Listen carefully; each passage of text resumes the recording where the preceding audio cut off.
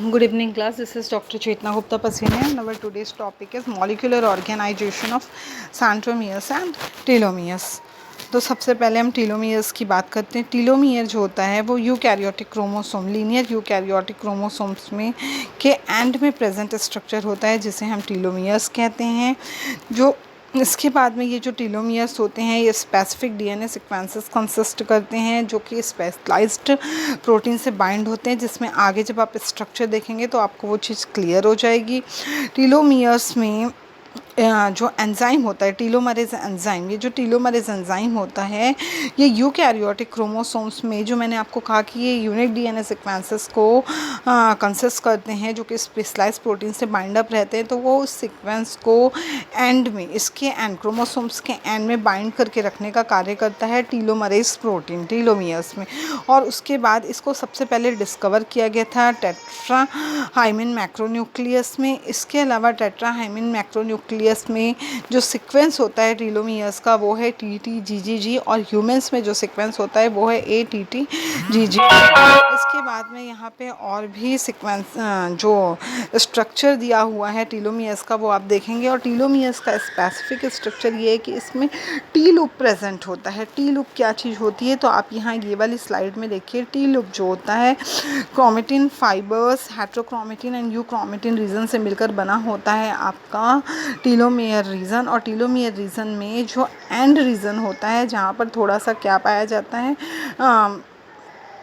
क्या बोलोगे आप, जहाँ पर थोड़ा सा बाइंडिंग रीजन प्रेजेंट होता है उसको हम टी लूप कहते हैं। और इस टी लूप में स्पेसिफिक डीएनए सीक्वेंस प्रेजेंट होता है जो कि स्पेसिफिक काइंड ऑफ प्रोटीन से बाइंड अप रहता है। इसके बाद में आप सबको पता है कि यूक्रोमेटिन रीजन जो होता है वो जेनेटिकली एक्टिव रीजन होता है ना, हेट्रोक्रोमेटिक रीजन जो होता है वो जेनेटिकली इनएक्टिव रीजन होता है। और जब आप स्टैनिंग करते हैं तो आपको यूक्रोमेटिन रीजन जो है वो लाइट स्टैनिंग में मिलता है एंड हेट्रोक्रोमेटिक रीजन जो है वो डार्क स्टैंड रीजन होता है। इसके बाद में टीलोमियर्स जो है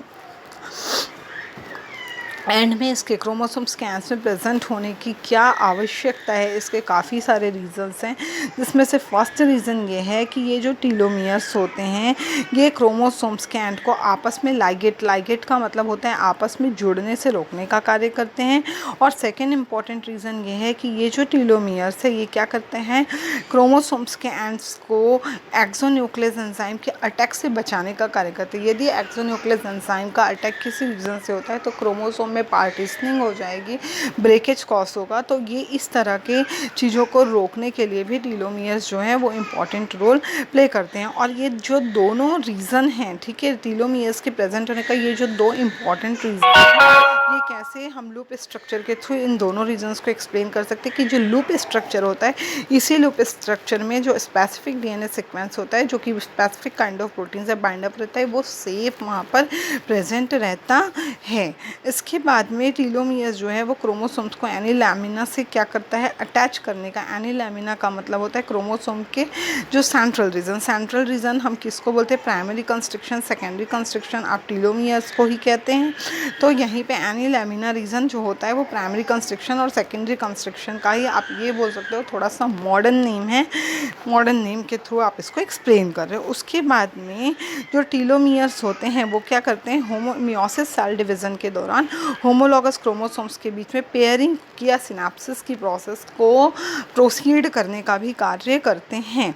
इसके बाद में जो नेक्स्ट रीज़न है टीलोमियर्स के प्रेजेंट होने का वो ये है कि ये जो टीलोमियर्स होते हैं, जो क्रोमोसोम्स, लीनियर क्रोमोसोम्स के जो एंड्स होते हैं, यदि उसमें इनकम्प्लीट रेप्लिकेशन हुआ है तो वो इनकम्प्लीट रेप्लिकेशन को DNA damage and repair mechanism आप पहले भी पढ़ चुके होंगे।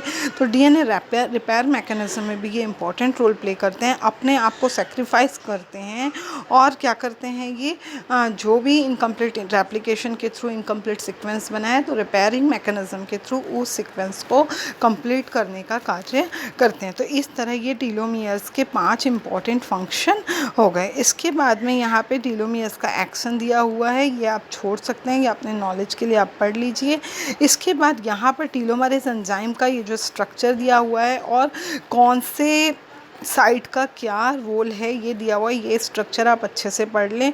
तो सबसे पहले आपको पता है कि क्रोमोसोम में 5' एंड 3' एंड होता है।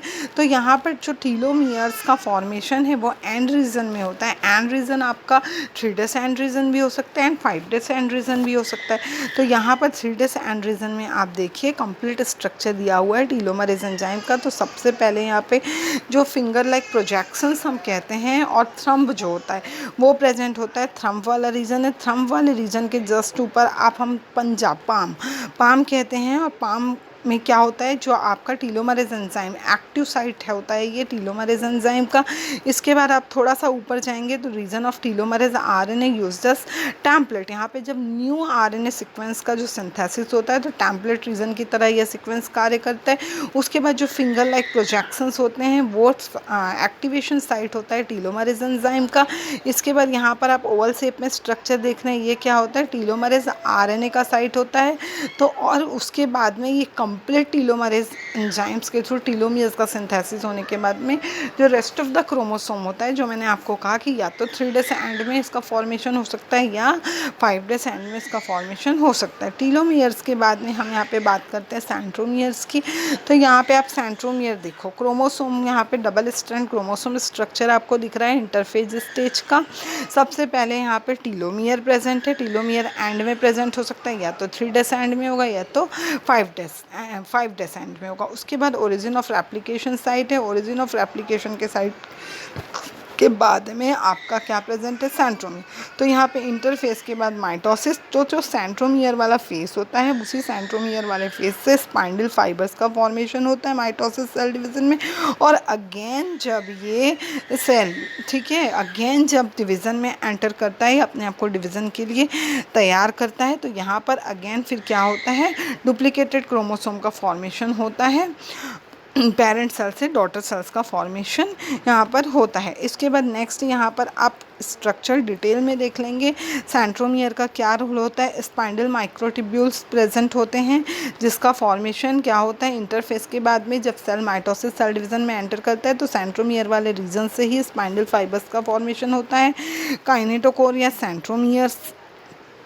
सेंट्रोमियर के ऊपर ही काइनेटोकोर का फॉर्मेशन होता है। हेट्रोक्रोमेटिक रीजन प्रेजेंट होते हैं जो कि अल्फा सैटेलाइट डीएनए से बने होते हैं, जो कि जेनेटिकली इनएक्टिव होते हैं। इसके बाद में है आपके काइनेटोकोर का आउटर प्लेट, जो कि स्पेशल काइंड ऑफ प्रोटीन से मिलकर बना होता है।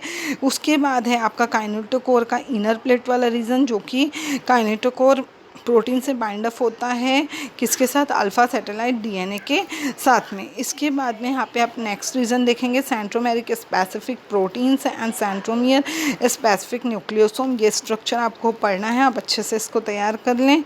उसके बाद में लास्ट वाला जो आप स्लाइड देखेंगे, लास्ट स्लाइड में आप देखिए यहाँ पे आपको कंप्लीट सेंट्रोमियर, जहाँ पे एक्टिव सेंट्रोमियर का आपको स्ट्रक्चर दिखाई देगा। एक्टिव सेंट्रोमियर से आपका माइटोसिस सेल डिवीजन के थ्रू स्पाइंडल फाइबर्स का फॉर्मेशन होता है। जो आर्म्स होते हैं, आर्म्स में एक फ्लैंकिंग हेट्रोक्रोमेटिन रीजन प्रेजेंट होता है। फ्लैंकिंग का मतलब होता है कि जो कि जेनेटिकली इनएक्टिव होते हैं और ईजिली क्या करते हैं, आरएनए एडिटिंग की प्रोसेस में ये जो रीज़न है वो हट जाता है। आरएनए स्प्लाइसिंग एंड एडिटिंग की प्रोसेस में ये रीज़न जो है वो हट जाता है। मतलब कि ये क्या होते हैं, आपको introns and exons presence, introns and exons के बारे में पता है। इंट्रॉन्स जो होते हैं वो नॉन जेनेटिक रीज़न होते हैं और एक्सॉन्स जो होते हैं जेनेटिक रीज़न होते हैं। तो ये जो फ्लैंकिंग हेट्रोक्रोमेटिन है ये इंट्रॉन्स वाला रीज़न होता है, तो जो कि आरएनए स्प्लाइसिंग में हटता है और एडिटिंग में सारे एक्सॉन्स जो है वो आपस में जुड़ जाते हैं। इसके बाद में यहाँ पर inactive centromere with non functional alpha satellite DNA ये प्रेजेंट है। तो इस तरह स्प्लाइसिंग एंड एडिटिंग की प्रोसेस में ये सारे रीजन हट जाते हैं और एक्टिव रीजन जो है वो आपस में ऐड हो जाते हैं। आपको यहाँ पे बी वाले स्ट्रक्चर में दिख रहा होगा, जो मैं आपको कह रही हूँ वो समझ में आ रहा होगा। यहाँ पे आप देखो non centromeric formed without alpha satellite DNA. इसके बाद में ये जो रीज़न है ये पूरी प्रोसेसिंग में जाता है। तो प्रोसेसिंग में सबसे पहले क्रोमेटिड है। क्रोमेटिड में क्या होता है, सेंट्रोमेरिक रीजन में न्यूक्लियोप्रोटीन स्ट्रक्चर में special kind of centromeric regions का फॉर्मेशन होता है, जो कि अल्फा सैटेलाइट डीएनए से मिलकर बना होता है। आप देखिए सेकेंड वाले स्ट्रक्चर में। फिर रेड कलर का रीजन आपको बीच में दिख रहा है, ये है आपका सेंट्रोमियर। उसके बाद ये जो सेंट्रोमियर है ये अगेन नेक्स्ट डिवीज़न में जैसे ही एंटर करेगा, तो जब ये डिवीज़न में एंटर करेगा, माइटोसिस, मेयोसिस जिस भी डिवीज़न में एंटर करेगा, तो फिर इस सेंट्रोमियर वाले रीजन से स्पाइंडल फाइबर्स का फॉर्मेशन होगा। अब ये दो तरीके से हो सकता है, या तो सेल्फ प्रोपेगेशन के थ्रू हो सकता है। सेल्फ प्रोपेगेशन का मतलब ये हुआ कि कैरियोकाइनेसिस के बाद सेल जब साइटोकाइनेसिस में एंटर करता है ना, आफ्टर दैट फिर इससे कैरियोकाइनेसिस में जाता है, तो ये कहलाया आपका सेल्फ प्रोपेगेशन। एंड सेकेंड कि कैरियोकाइनेसिस के बाद में सेल साइटोकाइनेसिस में एंटर नहीं करता है, यहाँ पे क्रोमोसोम रेप्लिकेशन मतलब रेप्लिकस का कॉपीज बनती जाती है क्रोमोसोम्स की। तो इस तरह के एक्टिवेशन को हम स्पॉन्टेनियस इनएक्टिवेशन कहते हैं। तो यहाँ पे आपका सेंट्रोमियर एंड टीलोमियर का जो मॉलिक्यूलर ऑर्गेनाइजेशन है वो कंप्लीट होता है।